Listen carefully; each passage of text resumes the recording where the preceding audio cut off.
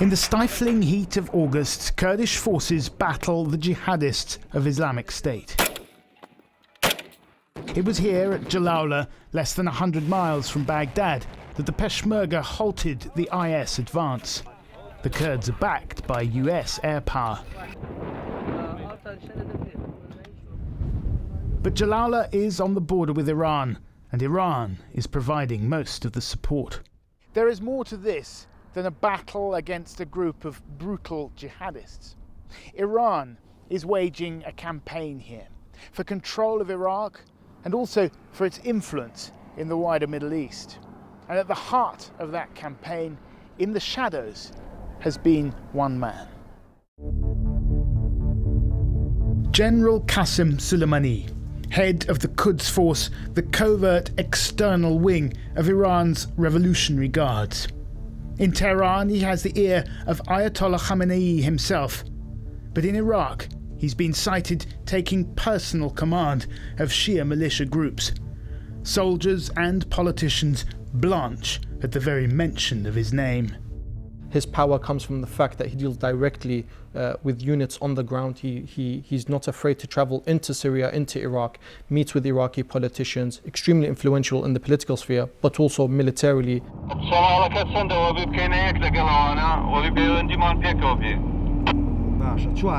Off camera, people told us that Iran has sent artillery and advisors to support the Kurds at Jalala, that Qasem Soleimani was here, commanding the Iranian forces. This is the last point of the Peshmerga, you see over the hill. On the other side, it's ISIS. At the front line, the Kurds are keen to show us how antiquated their weaponry is. It's hard to see how they could have taken this position from Islamic State on their own. I asked the colonel whether he'd had any help from Qasem Soleimani. No, not yet. Nobody's seen him? No, anyone here seen him? Qasem Soleimani? Anyone? Anyone here? No one at all? No. He's like a ghost. He's I just heard from you. No one's heard of him. It's extraordinary. He's the most powerful man in Iraq no one's ever heard of. But one local Kurdish commander confirmed to the BBC that Qasem Soleimani had indeed visited this front line on a number of occasions, and he agreed to reveal the extent of Iranian involvement here. Iran sent 16 truckloads of weapons. They sent big artillery, they sent monitors, 2 big rocket launchers, 3 or 4 smaller ones. They sent a mortar battalion too. At the Iranian border, the Ayatollahs keep a watchful eye over traffic crossing into Iraq. The battles for Iraq and for Syria are part of a wider campaign for control of the Middle East between Shia Iran and the Sunni powers of the Gulf. In Lebanon, Soleimani has nurtured Shia Hezbollah. In Syria, he's bolstered President Assad. In this not-so-cold war, he's become one of Iran's most potent weapons. Up until 2003, Iraq was a vast barrier, a geographical and political bloc between Iran and its Shia allies to the west in Syria and in Lebanon. But then came the US-led invasion, and the Americans, by removing Saddam Hussein, also removed that barrier to Iran's ambitions for its expansion in the region. Qasem Soleimani wants to make sure that groups, whether they're in Lebanon, in Syria or Iraq, are dependent on Iran for survival. Many of the militia groups fighting in these countries, and there are various, it's not just 1 or 2, do rely directly on Qasem Soleimani. And of course this enables the Iranians to have more leverage.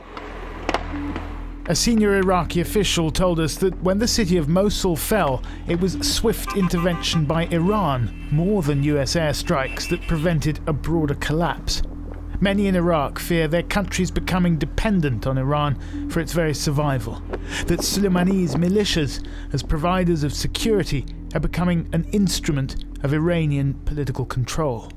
The weakness of Iraq with unstable situation give Iran more rule. A bigger role. Yeah, a big role.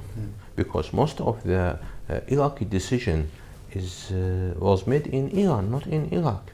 All the Iraqi politicians, when they have bigger problems, they went to Tehran to solve that problems. They go to Tehran? Yes. Qasem Soleimani is a veteran of the Iran-Iraq war. He appears in public only rarely, sometimes at a funeral for a member of his Quds force, where he's known, on occasion, to shed a tear.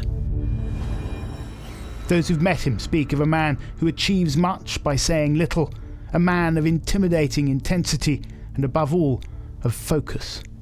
He's been up and down the country, in the north, in the south, in the capital, checking up on the defences, mobilising the Shia militias, making sure that the Iraqi state and the Shia militias that are assisting the Iraqi security forces are able to confront the threat from ISIS. After 8 years of occupation and billions of dollars spent, the Americans are being outmanoeuvred.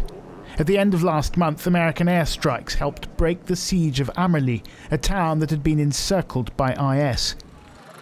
But who sweeps in to take credit for this victory? Enter Qasem Soleimani. Here he is, celebrating, gun in hand, proof of his presence on the ground. Qasem Soleimani came to visit us. He saw the situation and his visit helped raise our spirits.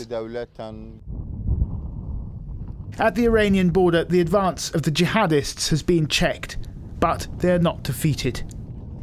Iraq is becoming a client state, reliant on the muscle of the Shia militias and on weapons from Tehran. And in the battle against Islamic State, the Americans, as much as the Iraqis, are now dependent on Iran.